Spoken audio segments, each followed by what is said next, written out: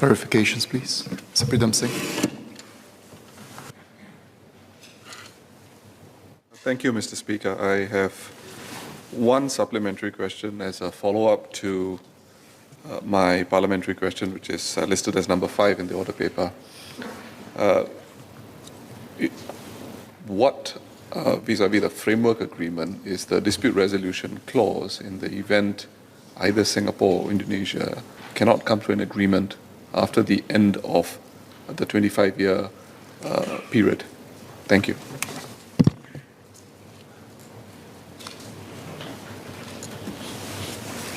Mr. Speaker, as I said, our focus right now actually is to get the ratification done through the domestic processes of both sides. And this is an indication of how both countries can actually work together and work their own domestic processes for the benefit, for the joint benefit of both countries. What happens after 25 years?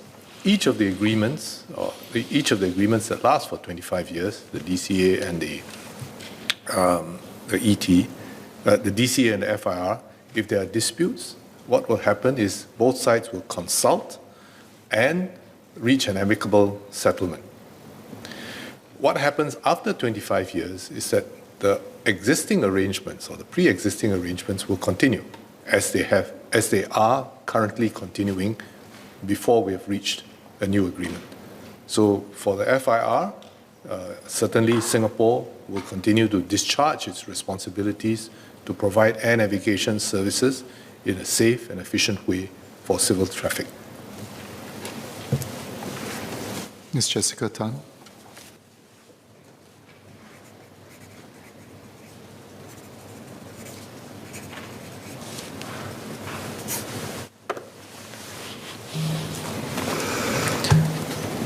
Thank you, Mr. Speaker. I have two questions, two clarifications. I guess on the point of what Senior Minister has said, the focus is to get the expanded agreement, in force.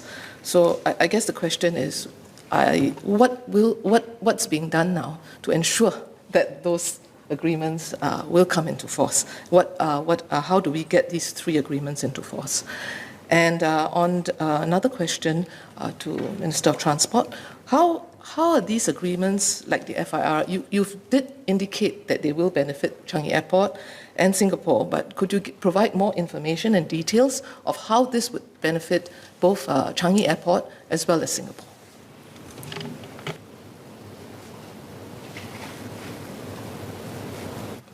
On bringing the 3 agreements into force simultaneously, as I said in my statement, both Prime Minister Lee and President Jokowi have expressed the desire to want to bring these 3 agreements into force as soon as possible. So each side will have to go through their own domestic ratification processes, and I do understand that Indonesia has already commenced this process. And so we are also going through the process on our side. So Vikram Nair. Oh, Mrs. Iswaran.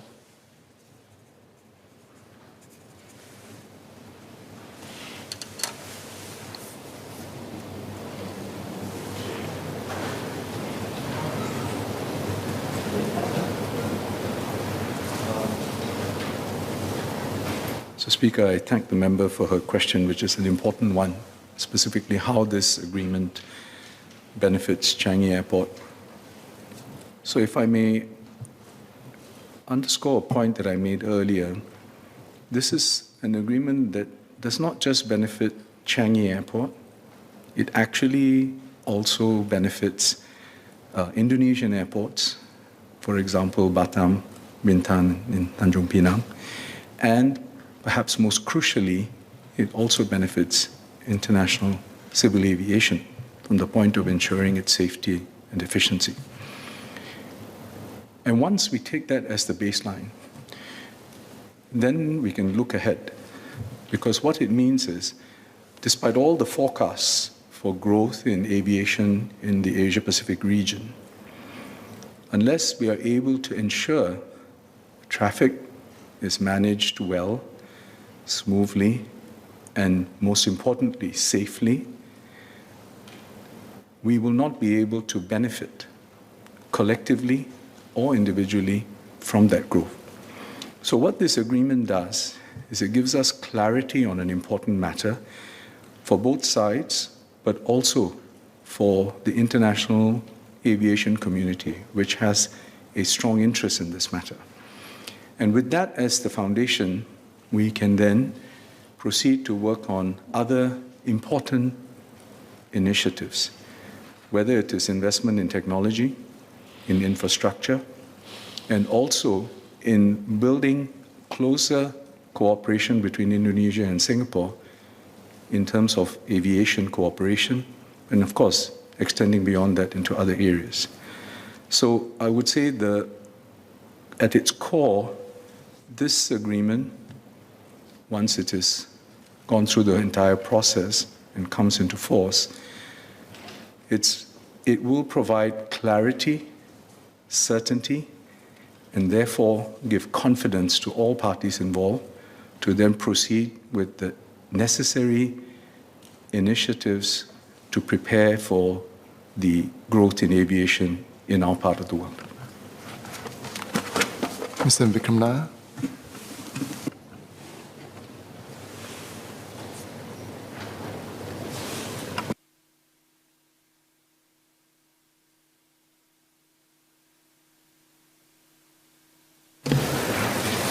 Thank you, Mr. Speaker. I think these agreements are very good for both Singapore and Indonesia. I just have one clarification. The intention is for all agreements to come into force at the same time, but what happens if in the ratification process, say, only one or two get ratified and one or two do not? What will happen to all three agreements in that situation?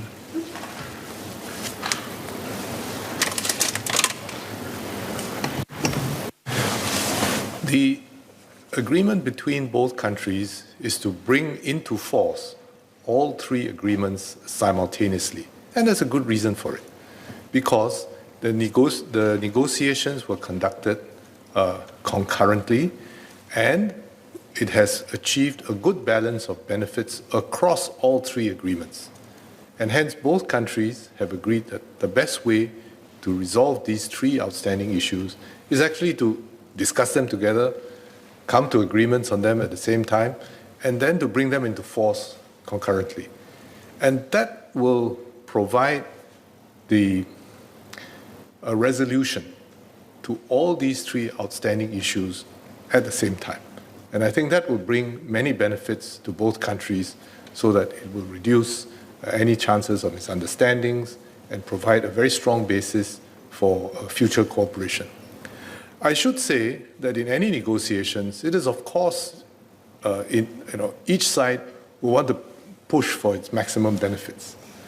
But to have a good outcome, each side also has to look at the wider benefits, the wider interests that come from working together and arriving at an agreement rather than not having an agreement. So I think that in these negotiations, both sides took that view, that it is actually in our shared interests, in our enlightened self-interest, to come to an agreement on these three outstanding issues so that we can progress our bilateral relations on a broader front. Mr. Jarogam.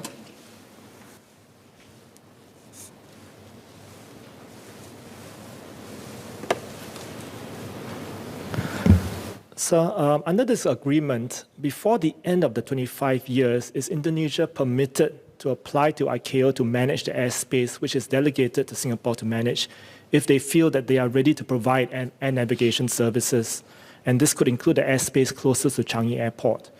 If so, how would this change the ANS? How would the change in ANS provider affect aviation safety and security, the efficiency and the status of us as an aviation hub? Secondly, will the government be making available the maps of the new flight information regions for the public to have a better picture, literally, of the outcome of these agreements? Thank you.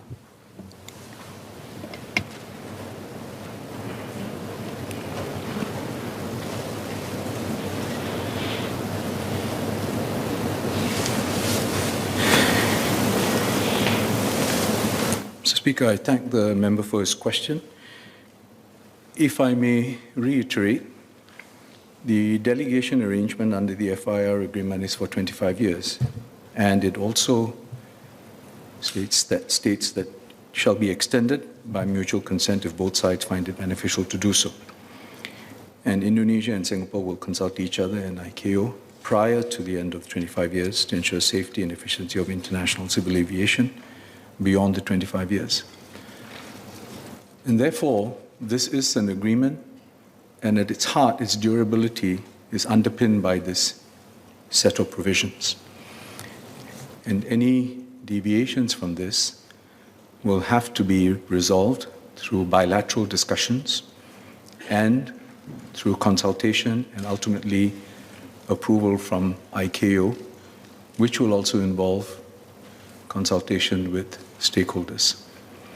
So I think it would be premature to consider any other alternatives. At this point, our focus is to bring these agreements into force, operationalize them, because many of the questions that are being posed are hypothetical, because we need to implement them, understand them fully, and appreciate the value and the impact they have on the way we manage collectively and navigation services.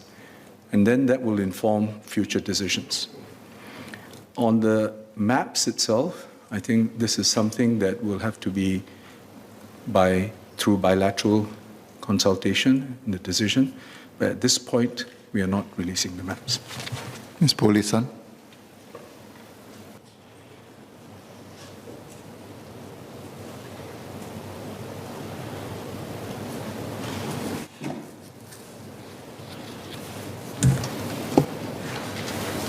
Thank you, Mr. Speaker.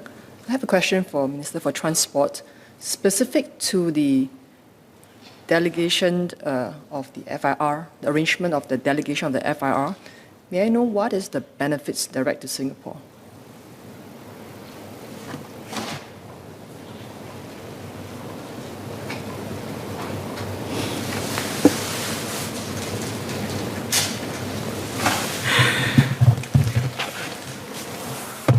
If I may paraphrase the member's question so that I got it clear, it is really specifically how this benefits Changi in Singapore. That's right, Minister. Yeah. So, as I've said, there is a broader value that this agreement brings for the international civil aviation. And without that assurance, it is really difficult to contemplate how we can move forward for Changi in Singapore, because ultimately we are an international aviation hub, and central to that is our ability to ensure the aviation, the aircraft landings and takeoffs in Changi can be done safely and efficiently. And I would say that this is not just a unique consideration for Singapore. All airports around the world, especially major aviation hubs, will take this into account, and in fact is central. And it would also be the case for Indonesia and its airports. So whilst we're talking and focusing on Changi in particular and our needs, I want to emphasize that this actually brings benefits for all parties, including Indonesian airports. So specifically for us, what it means is with that assurance, we can now focus on also a range of other initiatives which will help to enhance the services that we can provide in terms of air navigation, but also others to support the broader aviation sector in Singapore. It also means that in our discussions with aviation sector stakeholders, including potential investors and companies who want to set up operations here, we are now able to give them greater clarity on the matter, and we can move forward on that basis. We are, as the member, by virtue of her background, may be aware, we are looking also at various investments in technology, etc., which will enable us to enhance the quality of services that we can provide from Changi Airport. And this, again, is going to be an important part of the work going forward. So if I may go back to what I said in response to an earlier question, whilst the details will evolve as we see the situation developing, the key thing is that this agreement, at its foundation, gives us the clarity, certainty, and confidence to move forward on many issues, not just in the interests of Changi, but also in our bilateral interests in terms of aviation cooperation and in terms of how we can better serve the international aviation community as air travel grows in Asia.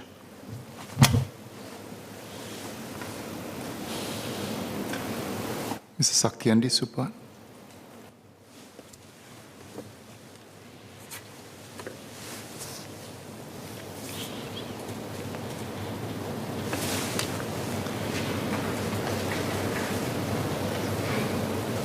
Mr. Speaker, I'd like to thank SM and Minister for the ministerial statement, and I think it behooves also to say thanks to the officers of the various agencies and ministries for making this agreement a possibility between both Singapore and Indonesia. I have two supplementary questions.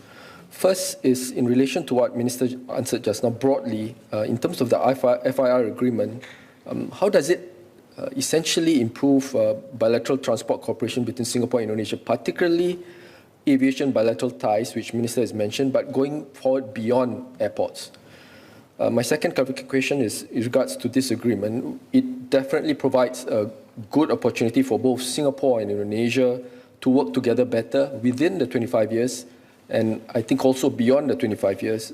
My clarification is on how we can actually see this as a positive outlook as we look forward in the post-25-year phase, as technology changes and particularly in the area of air traffic control safety for both countries, Singapore and Indonesia. Thanks, Mr.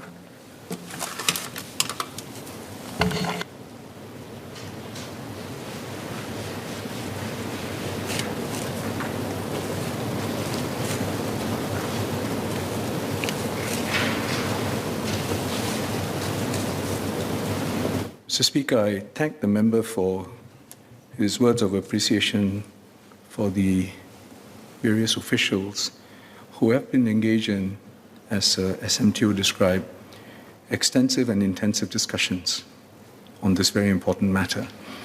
And it has been a multi-agency effort involving many ministries, Attorney General chambers, and I think it is important that this House puts on record our deep appreciation to their signal contributions to this outcome. Secondly, as I respond to the member's question on bilateral ties, I'm reminded of today's date and its significance for bilateral relations. And I think in that spirit, it is important that we see this as an opportunity to build strong, durable, and mutually beneficial ties between Indonesia and Singapore. Of course, specifically in the context of aviation, because we're talking about the FIR agreement here, but really as a foundation for doing more together. So what it means is understanding, and in fact, I made this point in my ministerial statement, one of the reasons we were able to get to this outcome was because both sides had a shared commitment to ensuring the safety and efficiency of international civil aviation. I think that's key, because it means we understand that this is the paramount objective. Then we have our respective interests that we need to then reconcile, and that's what this process has been about. And it has been a consultative process. There's been, discussions over extended period, and we have now arrived at an outcome that we believe is good for Indonesia, good for Singapore, and good for international civil aviation. Looking ahead, I think what it means is it allows both sides to now focus on operationalizing the arrangement, getting more familiar with each other in terms of how we can cooperate further, building confidence and building trust, because that is essential, because as Teo made it very clear, we are neighbors and we will be neighbors well beyond 25 years. So it's important that at the foundation of our relationship we have that confidence and trust. And that's the basis on which we want to go forward.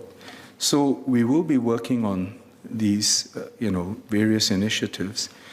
And I might add that it is very hard to anticipate the trajectory of civil aviation over 2.5 decades.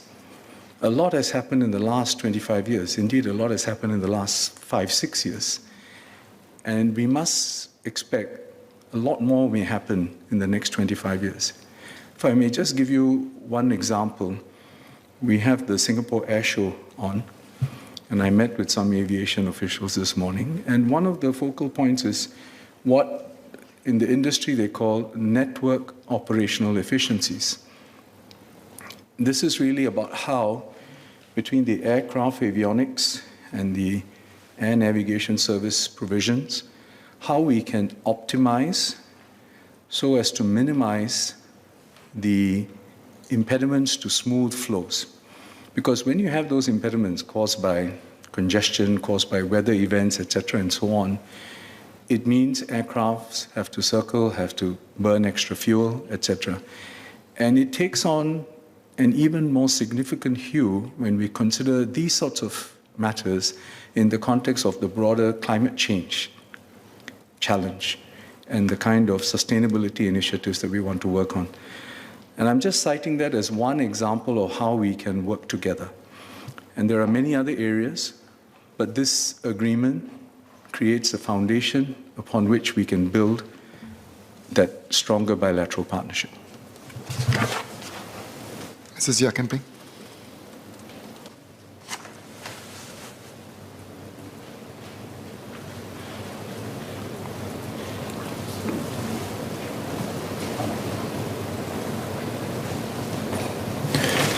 Just wanted to say that I think it's a great outcome for both countries, and given that it has taken us so much time to get to where we are, I wonder whether,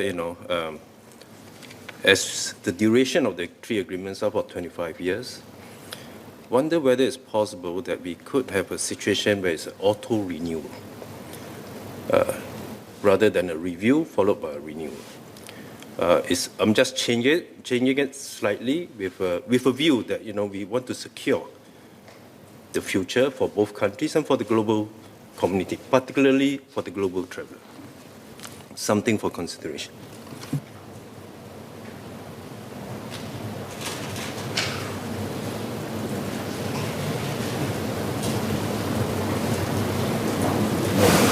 But Mr. Speaker, I thank the member for his question, and I understand fully the intent behind it. I would say we have an agreement today. It is a good agreement. I think the first and most important thing is for us to make sure they are ratified and they enter into force. And then I think we have the time and opportunity to work on a whole slew of initiatives to foster that closer cooperation and understanding. As I pointed out in my ministerial statement, there are all kinds of partnerships in the provision of air navigation services around the world. So I would not preclude any option going forward, but the basis for ideas like what the member has suggested really is that it must be premised on first having a close understanding and cooperation between all the parties concerned, and this must be born out of experience, that it can work to mutual benefit and accommodate the needs of both sides well. So I think we need to focus on this first.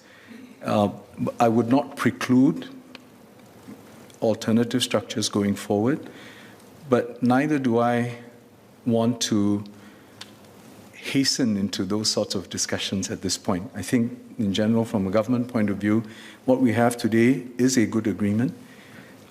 Agreements can always be better, but the converse can also be true. So it's about making sure what we have works and works well for all parties. I think that will then give us the basis on which to build for the future.